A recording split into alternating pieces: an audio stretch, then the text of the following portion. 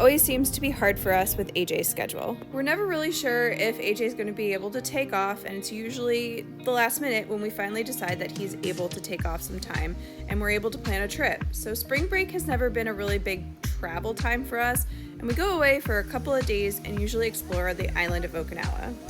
There's so much of this island to see and explore, so it was only natural to have this trip be a road trip. We spent a few days in one place and then did a road trip on the very last day of the trip, which is going to be part 2 of our spring break video. We've spent a lot of time in Northern Okinawa and absolutely love it, so we knew that was a place we wanted to get into the nitty-gritty and explore a little bit more. And so our first stop was Todoroki Waterfall. Unlike some of the other waterfalls in Okinawa, this is a fully managed park. There's plenty of parking and there are also restrooms. There is also a small admission fee, but this helps cover the things like maintenance and keeping things nice and clean so everybody can enjoy it.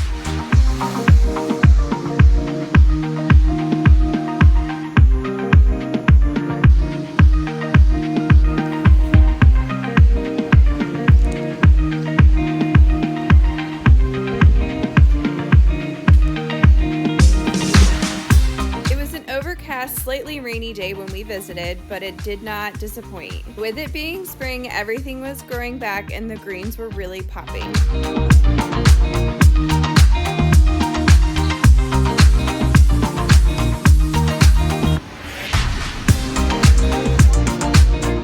We try really hard to keep our vacations balanced in a sense that we do something boring to the kids and then we do something fun for the kids.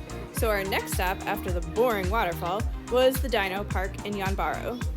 We've been to our fair share of dino parks from Okinawa to Pennsylvania to New Jersey to all over the place, and so we weren't sure what to expect here, but in the end the kids had an absolute blast, which is really all that ends up mattering.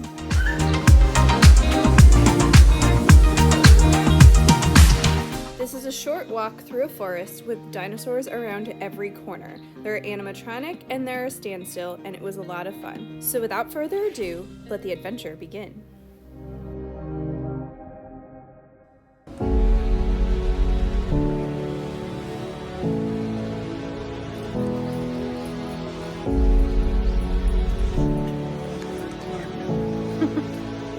I think we can go across the street. I've seen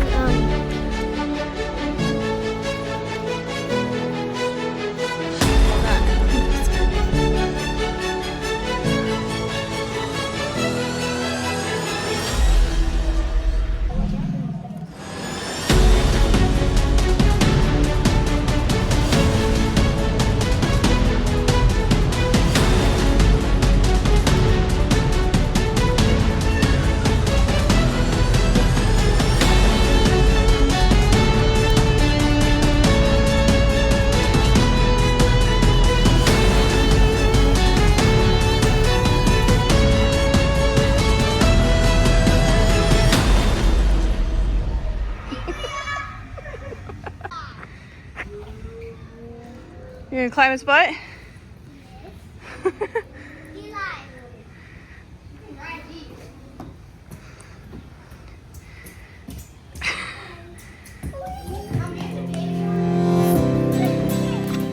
It probably took us about 30 minutes to get through there, but our kids are older and walk a lot faster, and if you have toddlers, this is definitely a place that you could burn easily 2 hours.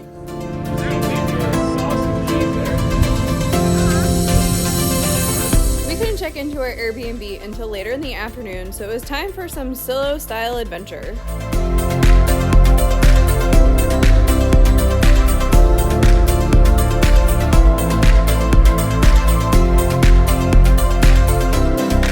I think all of us will agree that some of our favorite adventures on our trips are the ones that are unexpected and found on Google Maps. So living in and traveling around a foreign country definitely has its challenges, and one of those that I have found is that the Google Maps doesn't always have everything in English. So sometimes to find these obscure little places, it takes some time and patience to zoom in real close and find something that looks interesting and hope that it actually is interesting in real life.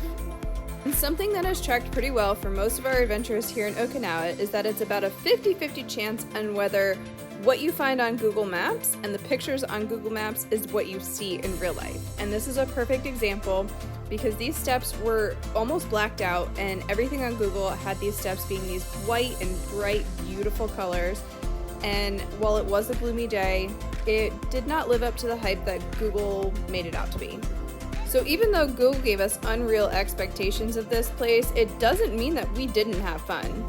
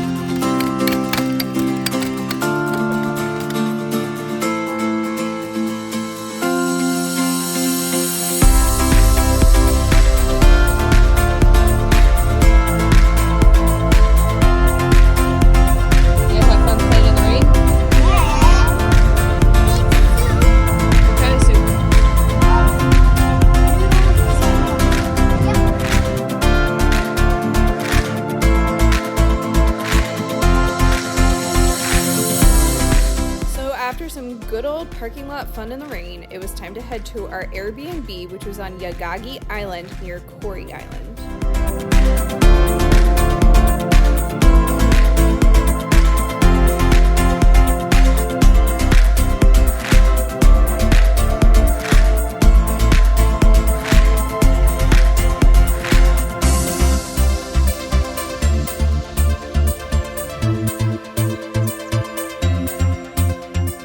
Airbnb was a simple 2-bedroom house. We have always gotten Airbnbs when we travel because we like having the space and the kitchen set up when we travel. And most of the time, Airbnbs here in Japan are a lot cheaper than hotels. Most hotels here in Japan can only accommodate a family of 4 with 2 rooms or some sort of family suite, and that can add up real quick. So we always opt for the Airbnb option because it's cheaper and we use that extra money for experiences and other activities while we're traveling. But we also do aim for free activities like geocaching, which always leads us to an adventure like this. Too windy for an umbrella. Why are we doing this? This is pretty good.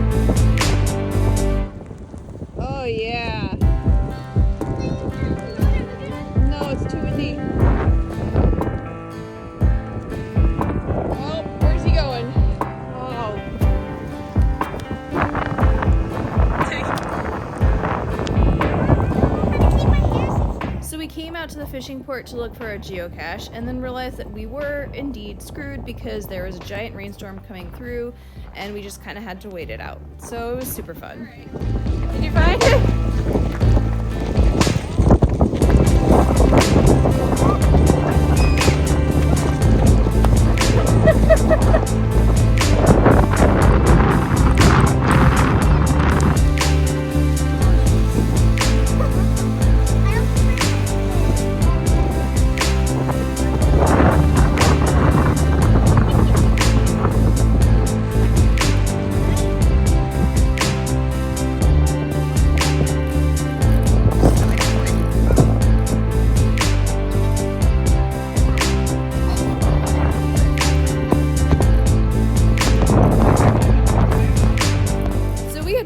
as a fishing port to look for a geocache and just happened to get caught in a rainstorm. We waited out the storm, which really only lasted about 5 minutes, and then got in the car, hit a konbini, and came back to the Airbnb so we can have game night and dinner.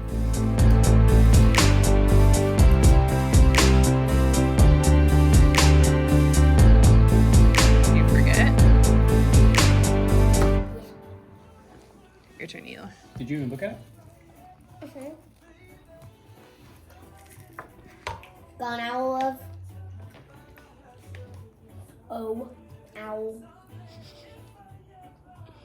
All your cards are upside down. So we have gathered a pretty extensive collection of card games and board games over the years, but for whatever reason, this Alphabet Go Fish game has stood the test of time. We purchased this game in 2020 when we bought our first RV, and Everly was about 2 years old. Since buying this game, Everly has graduated from playing on teams to being able to read and play the game by herself. I really cannot tell you why we have so much fun playing that game, but it is our absolute favorite, and this is our second favorite, which is called Super Mega Lucky Box. Serious random game, but if you are a game family, check it out. We are not sponsored. We just absolutely love our games and our game nights as a family.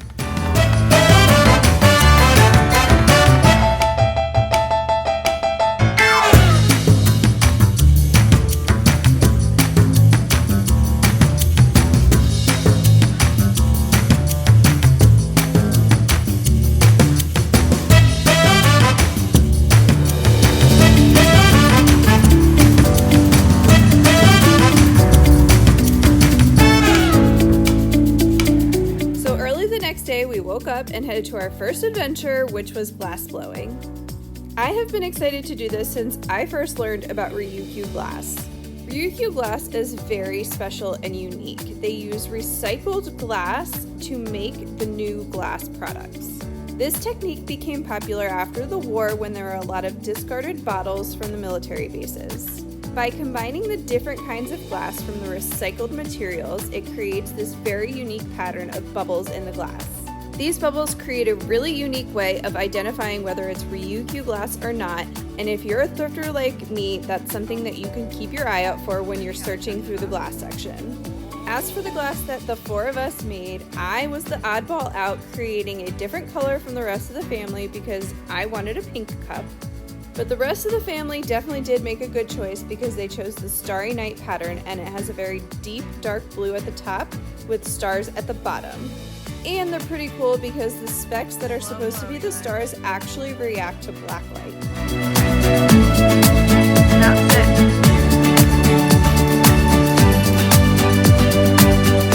The staff was really great at guiding us through this whole process, especially with the kids. The whole process is really seamless. They have a really solid system in place to keep everybody safe during this whole thing. When you're done making the cups during this portion, they actually seal it and process it to finish it out, and you can pick it up 2 days later. Since we're local, I was able to drive up the next week and pick it up, but if you are not local, there is an option to have them shipped to you.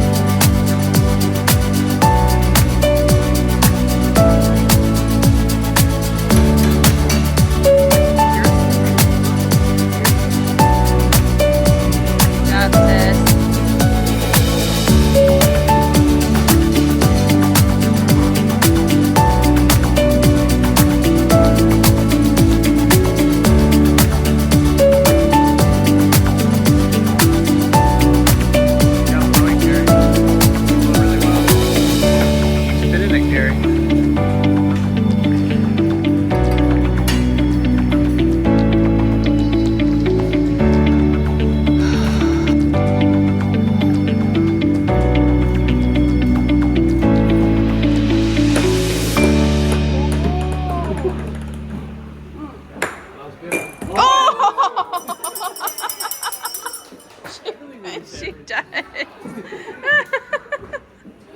was because you snapped.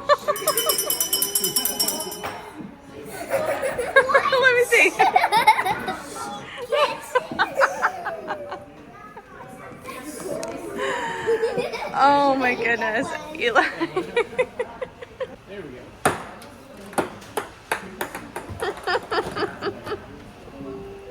Yes.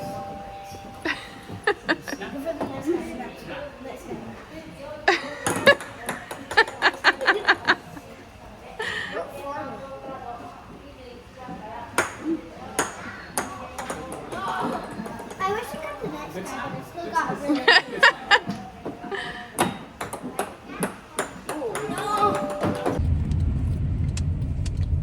We just made some glass. Yep, we just made some glass. No way! Hamazushi! Thanks, Dad. Get that down, Mom. The sign is in the background.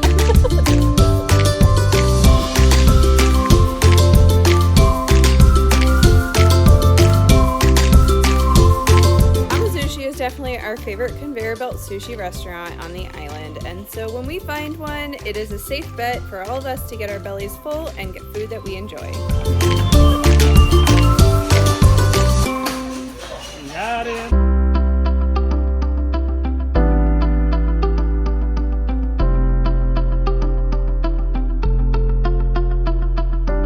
This trip was a lot of where are we, what's around us, and what does Google Maps say? The weather wasn't exactly in our favor with some gloomy rainy days, but we didn't really care and said we're going out in nature anyway.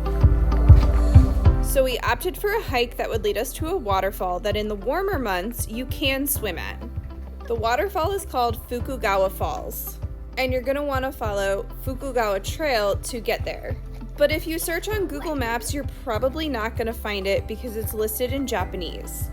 After asking a bunch of friends who've been on the island for a while and searching in some groups on Facebook and a little bit more research on Google using all trails, we found where we needed to park and get on the trail. It was definitely a little sketchy of an adventure trying to find this place because it was a lot of back roads, one lane, and small roads through the forest that led to just a pull-off with a chain link across a forest road.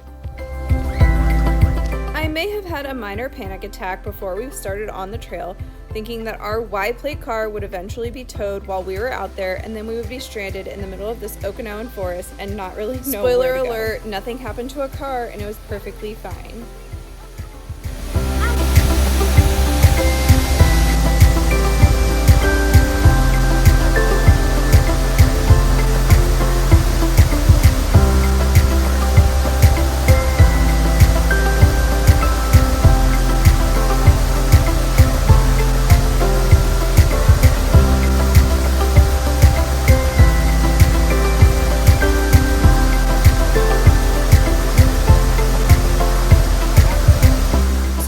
First set of falls. It was a hike to get out here and the kids did fine, but there is a second part of the falls that if you go further down the trail and up and kind of over these falls, there is another set of falls.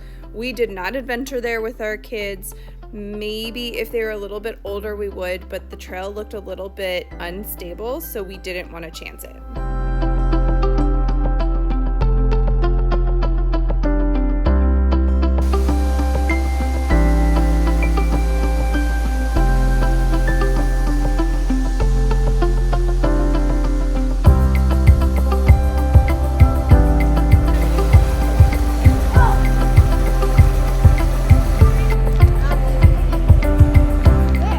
As I mentioned earlier, this trip was a lot of let's check out this random Google pin that we have. And this mushroom was the first of all the random obscure roadside attractions and Google pins that we had on the list for the rest of this trip.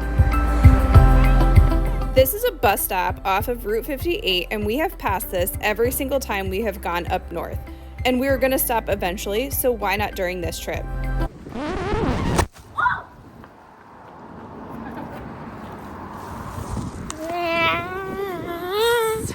Go back over there. And anything random like this deserves its own photo shoot, of course.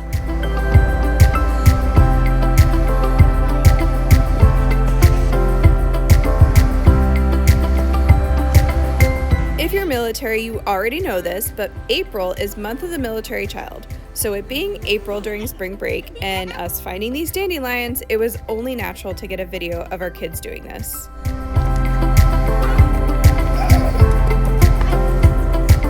After a photo shoot with the mushroom that lasted way longer than my husband appreciated, it was off to the next adventure.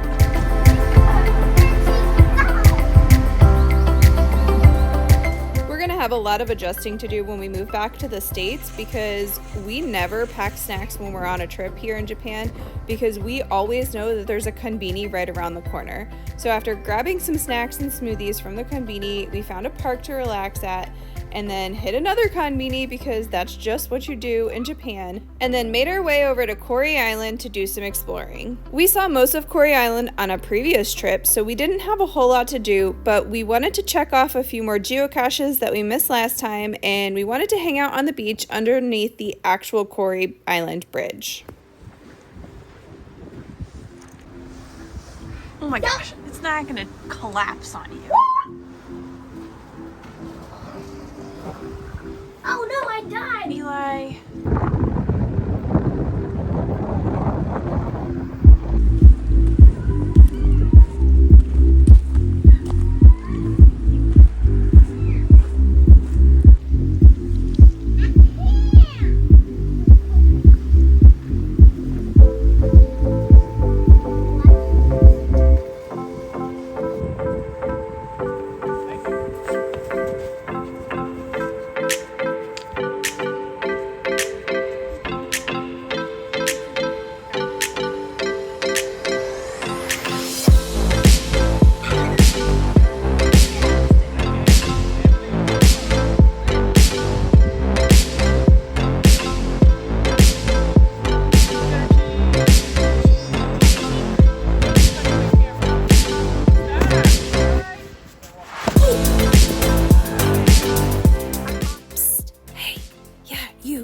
You should like and subscribe so you can follow along for the second part of our trip.